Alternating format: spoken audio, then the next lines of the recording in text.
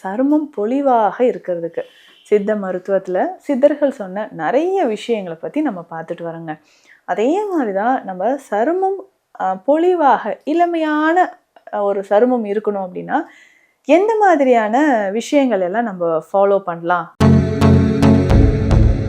Skin நல்லா Titan ஆகிறதுக்கு, தளர்வு இல்லாமல் டைட்டன் ஆகிறதுக்கு நம்ம தினந்தோறும் பயிற்சிகள் அவசியம். இருக்கக்கூடிய நம்ம உடல்ல நல்லா அந்த ஃப்ரீ ரேடிக்கல்ஸ் எல்லாமே வெளியேறணும் அப்படின்னா அந்த கழிவுகள் வெளியேறணும்னா ஆன்டி ஆக்சிடென்ட்ஸ் இருக்கக்கூடிய உணவுகளை நல்லா சாப்பிடுங்க. அது எல்லாமே எதில் இருக்குன்னா ரெகுலராக இதை நீங்கள் ஃபாலோ பண்ண சருமம் நமக்கு ரொம்ப ரொம்ப பொலிவாக இருக்கும். இதை நீங்கள் ரெகுலராகவே எடுத்துக்கலாங்க.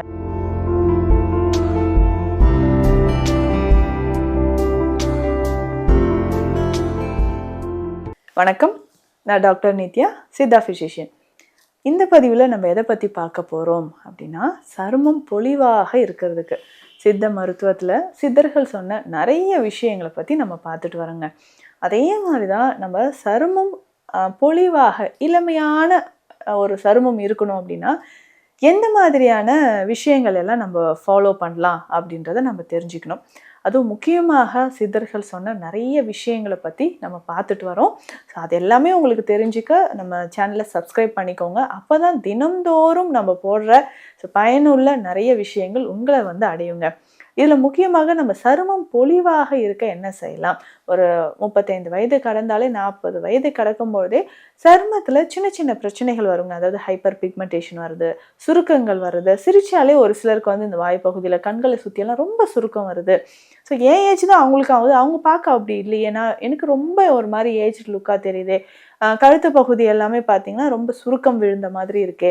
ஸோ இந்த மாதிரி தான் நிறைய பேருக்கு ஒரு சருமத்தில் பிரச்சனை இருக்குங்க.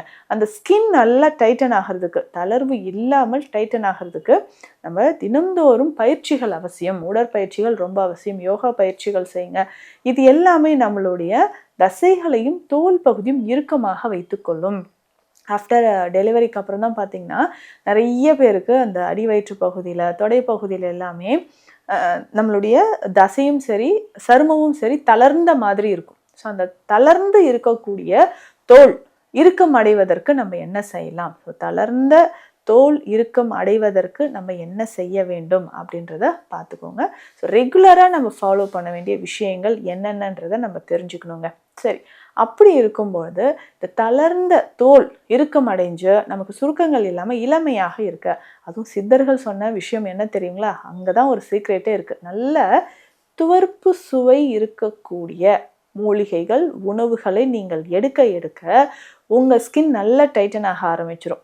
ஸோ அதுக்கு தான் நம்ம சொல்கிறது, இப்போ நிறைய பேர் வெயிட் லாஸ் ஆச்சுன்னா பெல்லி ஃபேட் நல்லா குறைஞ்சிருக்கும், ஆனால் அடிவயிற்று பகுதியில் தோல் சுருக்கம் ஏற்பட்டு கொஞ்சம் தளர்வு அடைஞ்ச மாதிரி இருக்கும். அதே மாதிரி கைப்பகுதியில் ஆர்ம்ஸ்லேயும் அந்த மாதிரி இருக்கலாம். வெயிட் லாஸ் ஆச்சுன்னா தொண்டை பகுதியில் நமக்கு அப்படியே சுருக்கங்கள் தெரியலாம். ஸோ அந்த மாதிரி தளர்ந்த இருக்கக்கூடிய சருமம் இறுக்கம் அடைவதற்கு நல்ல துவர்ப்பு சுவை இருக்கக்கூடிய விஷயங்களை ஃபாலோ பண்ணணும். ஸோ இதுக்கு ஸ்பெஷலாக நம்ம என்ன பண்ணலாம்? மாதுளை ஓடுனா அந்த மாதுளைக்கு மேலே, மாதுளை பழத்துக்கு மேலே இருக்கக்கூடிய தோல் அவ்வளவு நன்மைகள், அவ்வளவு ஒரு மருத்துவ குணங்கள் அதில் இருக்குது. டேனின் அதிகமாக இருக்குங்க. இந்த டேனின் அப்படின்னாவே நல்ல ஒரு துவர்ப்பு சுவை.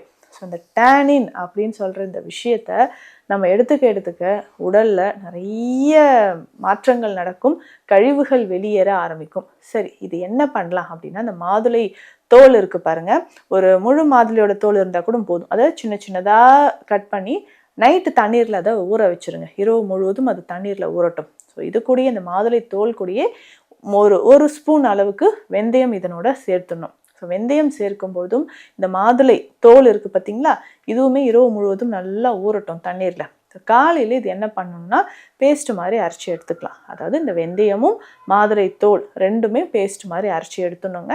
இதனோட ஒரு 2 ஸ்பூன் அளவுக்கு கடுக்காய் பொடி சேர்த்து மிக்ஸ் பண்ணிக்கணும் இந்த பேஸ்ட்டு. ஸோ இந்த பேஸ்ட்டு நமக்கு ஒரு சின்ன கப்பில் இருக்குன்னா ஒரு 200-250 ml தேங்காய் எண்ணெய் இதில் விட்டு நல்லா மிக்ஸ் பண்ணி அடுப்பில் வச்சு அதை தைலமாக காய்ச்சணும். ஸோ தைலமாக காய்ச்சி எடுத்து ஃபில்டர் பண்ணி ஸ்டோர் பண்ணிக்கோங்க. இந்த ஆயில் எக்ஸலண்ட்டாக நமக்கு நல்ல ரிசல்ட் இருக்கும். ஸோ முகத்தில், கழுத்து பகுதியில் எல்லாமே இதை வச்சு நம்ம மசாஜ் பண்ணிட்டு வரணும். ஸோ இதை வச்சு மசாஜ் பண்ணும்போது முகத்தில் இருக்கக்கூடிய சின்ன சின்ன கரும் புள்ளிகள் நமக்கு மறைய ஆரம்பிக்கும். சருமம் பொலிவாக இருக்கும்.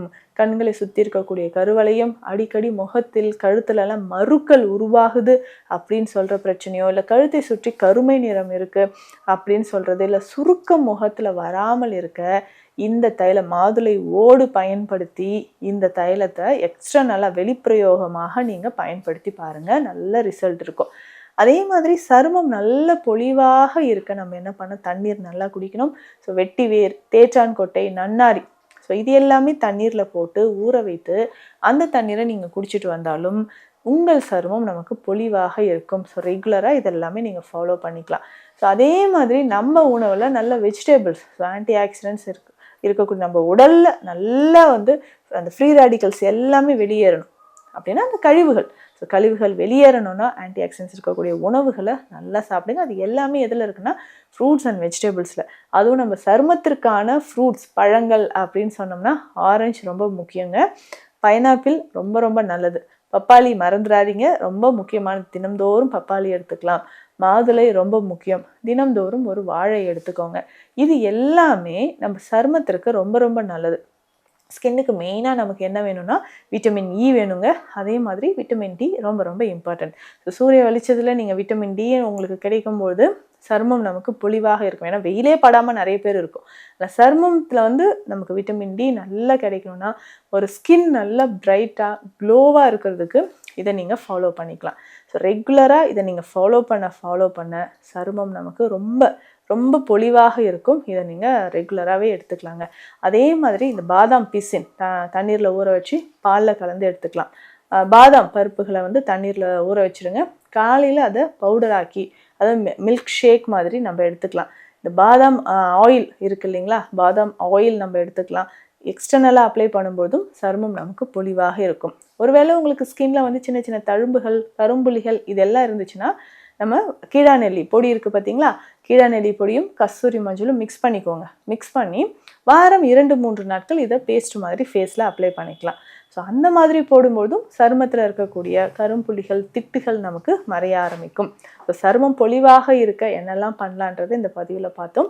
இது தொடர்பான மருத்துவ ஆலோசனைகள் உங்களுக்கு தேவைப்பட்ட ஸ்க்ரீனில் இருக்கிற நம்பருக்கு கால் பண்ணுங்கள். நன்றி.